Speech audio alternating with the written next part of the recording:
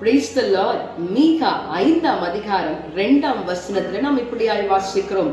எப்ராத்தா எனப்பட்ட பெத்லகேமே, நீ யூதியாவில் உள்ள ஆயர்களுக்குள்ளே சிறியதாயிருந்தும் இஸ்ரவேலை ஆள போகிறவர் உன்னிடத்திலிருந்து புறப்பட்டு என்னிடத்தில் வருவார். அவருடைய புறப்படுதல் அநாதி நாட்களாகிய பூர்வத்தினுடையது என்று சொல்லி வாசிக்கிறோம். ஆம் பிரியமானவர்களே, நீங்களும் நானும் ஆராதிக்கின்ற தேவன் நம்மை ஆள பிறந்தவராக, நம்மை ஆளுகின்ற ஒருவராக நம்முடைய மத்தியிலே வாசம் பண்ணுகிற தேவனாய் இருக்கிறார்.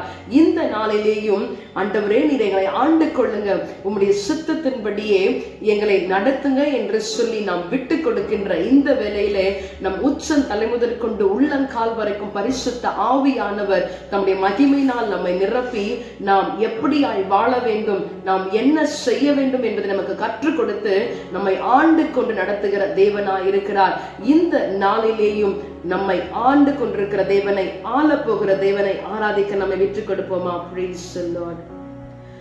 கடலின் அலைகளும் காற்றின கோரமும் அமர்த்தும் வல்லமை இருந்த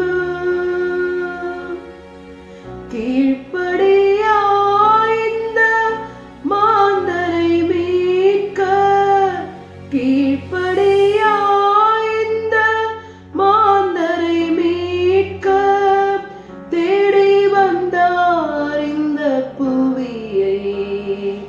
அவர் நாடி வந்தார் இந்த நரரை, தேடி வந்தார் இந்த புவியை. அவர் நாடி வந்தார் இந்த நரரை.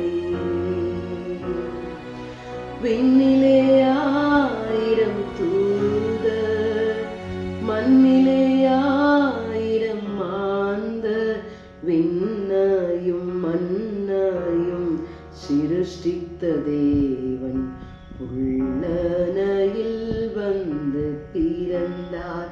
இந்த உள்ளனையில் வந்து பிறந்தார்.